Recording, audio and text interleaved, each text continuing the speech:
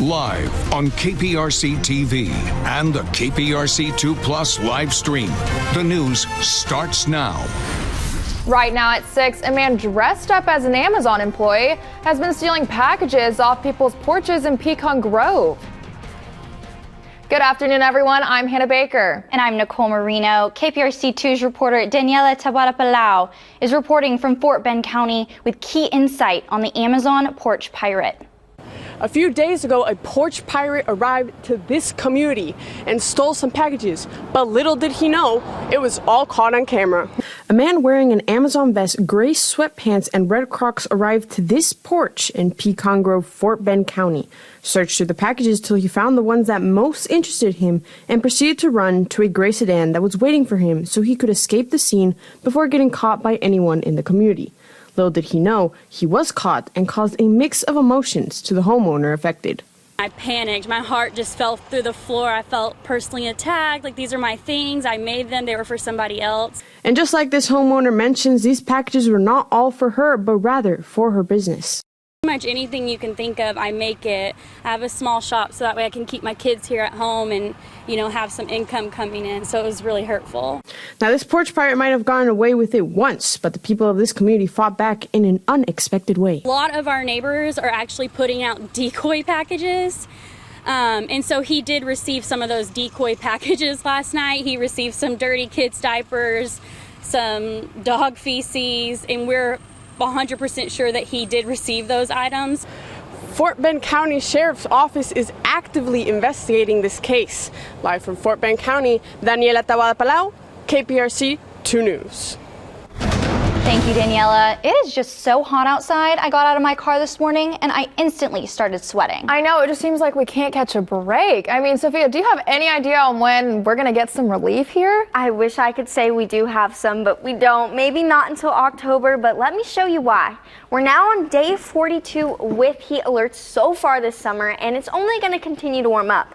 Notice areas in pink are going to be under excessive heat warnings. Areas in orange are going to be under heat advisories. Whether you're in the pink or orange, though, heat indices are going to feel anywhere between 108 to 114. Now that is hot. Looking at our hour by hour, you can see that during the day, 9 p.m., 8 p.m., it's going to be 96 degrees outside. As you go into the evening, temperatures don't die down at all. So be aware of this, especially if you have plans in the afternoon.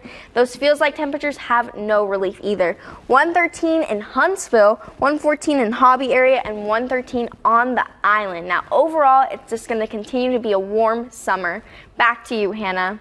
A mother is now facing charges for leaving her 2 young children in a hot-locked car, reaching the triple digits while she shopped at a West Houston Target. Mecca Thompson has been following this story and shows us how the temperatures can become dangerous while sitting in a car. A mother is facing charges for leaving her 2 young children in a hot-locked car.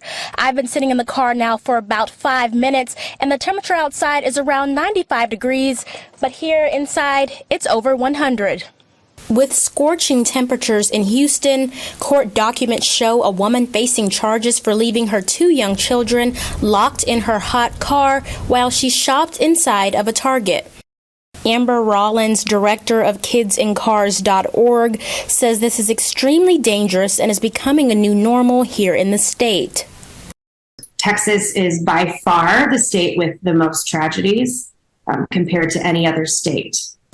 The Good Samaritan who witnessed everything is an expectant mother herself and described what she saw that day. No, they were crying and they were sweating, drips of sweat coming down their chest. I remember that completely. When police arrived, the Good Samaritan says that the woman claimed she thought she left the car engine running and the children were asleep and quiet when she arrived in the parking lot and that she forgot they were in the back seat. A warrant has been issued for the mother's arrest, and she's facing charges of endangering a child. Reporting in West Houston, Mecca Thompson, KPRC 2 News. Taylor Swift wasn't joking in her hit Shake It Off. There was a whole lot of shaking going around during her recent show in Seattle. Last weekend at Lumen Field, the Swifties caused the equivalent of a 2.3 magnitude earthquake. And that's a new record. The swift quake beat out the famous 2011 beast quake, a record at the time. That's when Seattle Seahawks fans erupted after an impressive touchdown by Marshawn Lynch, causing the equivalent of a magnitude 2 earthquake. That means the swift quake at its max was about twice as strong, making the swift quake the clear winner. 3D printing technology can make all sorts of items, from furniture to jewelry to toys. Now it's creating possibly the world's largest community of 3D printed homes. The community Wolf Ranch, located in Georgetown, has teamed up with architectural firm Bjarke Ingels Group. They say 3D printing can build them faster, make them more affordable, and benefit the environment. Some of the homes are already sold, and people will move into them in September. If you want to stay connected with the news on the go, the Click to Houston website and app are a perfect way to stay up to date with the most relevant local stories. In August, we had several top trending stories, but coming in at number 1 is a list of the top 15 thrift stores in Houston, all recommended by locals. Other top trending stories from this month include an explanation of why researchers are warning against a growing trend of workers cashing out early on their 401ks, and a viral video of a shelter dog jumping in an enclosure wall to be with his friends. To read more about these stories and connect with other Houston news, visit our website at click2houston.com or Click2Houston app. We'd love to get your feedback. Big news for Houston Cougars fans. The University of Houston is on the brink of a monumental transition as they prepare to join the prestigious Big 12 Conference. The move took place on July 1st, and the athletic seasons are set to kick off in a few weeks. Say goodbye to the American Athletic Conference and hello to the Big 12, because the move is now official. The University of Houston hosted a celebration at the university's athletic center with decades of Cougar alumni in attendance, cherishing the final days before the school transitions into the Big 12. The last 12 days, as this has really come into focus, has been incredibly exciting for all our fans, because the reality of what's coming tomorrow with the official transition to the Big 12 is in front of us, and everybody's so excited for it. Last June, U of H reached an exit agreement with the American Athletic Conference, ending its decades-long membership. It sets the stage for the Cougars to join the Big 12 this fall. The transition opens the door to higher-rated recruits that once may have left UH out of the picture. Like I said, we've been recruiting a lot of talented players in preparation for this, and a lot of high-level transfers have also come here to play at a high level, so I think we might turn some heads here. As the university prepares for its Big 12 debut, the energy on campus is generating a lot to look forward to this year. Reporting from the University of Houston, Hunter King, KPRC2 News. Texans head coach DeMeco Ryans is preparing for his first season as a head coach in the NFL. Coach Ryans spoke on his defense and what he's seen through training camp this far. When you see guys like Jimmy Ward, Jalen Petrie, Christian Harris, Stingley, guys just making plays, and guys are focused and intent on being deliberate of attacking the ball, that's what Houston Texans defense will look like. It's a turning point in the Texans' rebuild as they seek to not only make a run in the playoffs again, but to also win a Super Bowl. DeMeco Ryans will call plays on defense to start the year and says he'll change that if he needs to, but he says with his experience as a defensive coordinator, it's something that he feels comfortable with. And now Astros versus Rangers, Game 3, and Framber Valdez is on the mound for this one. The Astros start the scoring off with this bomb right here from Alex Bregman in the first inning. A no-doubter into the Crawford boxes, and he gives the Astros an early 3-run lead. Skip ahead a few innings later, and the Rangers answer. Taveras drives in 2 runs on a single into right field. And then after that, it was all downhill from there. Adolis Garcia up to the plate with the bases loaded, and he drives the final nail into the coffin, a grand slam. But watch this. Things get chippy between Martin Maldonado and Marcus Semien, causing the benches to clear. The tempers flared, but the Astros fail to sweep as they take 2 out of 3. An inch closer to first place in the AL West. That's it from sports. Now let's toss it back to you guys over there, guys. Thanks, Hunter. Now, I cannot believe these players are out in this heat. I know, it just, when you think it's going to get cold at night, it just doesn't. I mean, we just can't escape the heat. Do you have any update for this week, Sophia? You know, I wish I could say there's some relief in the forecast, but there's not. Let me go ahead and show you. Right now, temperatures are at 95, but because of that humidity, it's going to feel much warmer than it is outside. We've got southeast Texas so far, 103 in Huntsville. Those Bearcats are warming up today. 97 in Houston, 86 in Angleton. Now, looking at those feels like it's even warmer outside. We've got 106 in Huntsville, 103 in downtown Houston, and 111 in Katy. Now, I'm sure many of us are planning to head towards the pool, but if you felt that water, it's not much warmer outside, not much cooler out there. Now, 8 p.m., it's 96 degrees, and then as you proceed into the evening, there's not much relief either because at midnight, it's only 86 degrees outside. Now, if you don't believe me, looking at how many 100-degree days we've had so far, 34 in Huntsville, 33 in College Station, and the Houston area is between 14 to 10. Now, these triple digits just don't want to leave us alone, so it's really important to know these heat tips. Staying hydrated. We often forget to drink water only when we're thirsty, but not periodically throughout the day, as well as taking frequent shade breaks and wearing sunscreen. Sunscreen saves us money on our Botox and prevents us from having wrinkles. Now, wearing lighter clothing as well and checking on our neighbors. But for our furry friends, making sure we're taking morning and evening walks. As you saw, temperatures right now are still in the 90s. So it's also important to remember that 7-second pavement rule. If you can't put your hand on the pavement for 7 seconds, our furry friends should not be walking on them, especially because temperatures are only going to increase this week into next. Now, there is some rain on the forecast, but I don't expect it to bring much relief. You can still see that even with 20%, it's still 101 outside. Back to you, ladies. Thank you for joining us this evening. But no worries, there will be more after the break with Daniela and Hunter. Hi, my name is Mecca Thompson. I'm a senior at the University of Oklahoma, and this is my second summer as an intern at KPRC2. If you're a college student interested in a career in journalism or the media industry, this is the right place. KPRC2 was the first television station to serve the Houston area and continues to tell the stories of our community, the world, and the issues that impact our lives.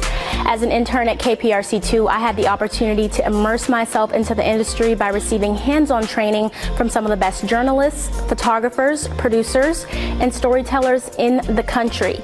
Houston is the 8th largest market in the U.S., and the staff at KPRC2 are experienced professionals who will get you ready for a career in journalism.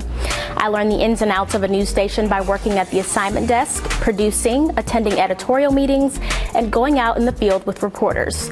Depending on intern interests and applications, you can be placed into several different departments, including news, sports, weather, marketing, lifestyle, and digital.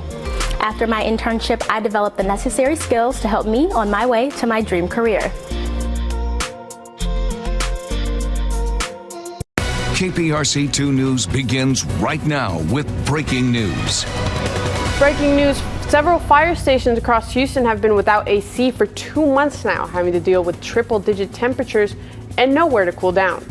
Welcome back. I'm Daniela Palau. And I'm Hunter King. KPRC2's Nicole Marino is reporting from West Houston, where she spoke with the Houston Fire Department to find answers during this heat wave. First responders across Houston are dealing with excessive heat. Right now it's 96 degrees, but it feels like 104. Now, I put this suit on just to see how it would feel, and I've only had it on for 5 minutes, and I'm sweating bullets. 10 fire stations across Houston don't have working air conditioning. President of the Professional Houston Firefighters Association, Marty Langton, says it's unacceptable. You know, this is just excuse after excuse. I'm so tired of hearing excuses, and so are our men and women. This is not how you treat brave Houston firefighters that continue to go out there in temperatures like this. Period. End of story. The public information officer for the Houston Fire Department, Captain Cedric Robinette, says arrangements have been put in place for the time being. I know it's been addressed, and it's currently they have cooling systems there to rectify the problem until the repair is completed. The General Services Department that manages facilities throughout the city is having trouble finding parts, and it's something Langton has heard before. fix the air conditioning unit. If you don't have parts, then you need to find a new AC unit, and you need to take care of the men and women because it is 100-something degrees outside, and it is absolutely unacceptable to be treating our firefighters and paramedics this way. Fire Station 23 still doesn't have working air conditioning. I talked to the union president, who said they're going to figure out a solution very soon. Reporting in Houston, Nicole Marino, KPRC 2 News. Thank you, Nicole. Now let's switch over to weather. Sophia. It's hot out there. It's so hot out there. It's 8 p.m. and temperatures right now, we've got 101 in Huntsville, 93 in Houston, and 86 in Angleton. Now it's only going to continue to warm up throughout the day, but for those of us who are Swifties, she did release more Eras Tour dates, so I just had to include this in my forecast. Hopefully by the time her concerts come around, it'll feel much cooler. But it's 9 p.m. and 92 degrees outside.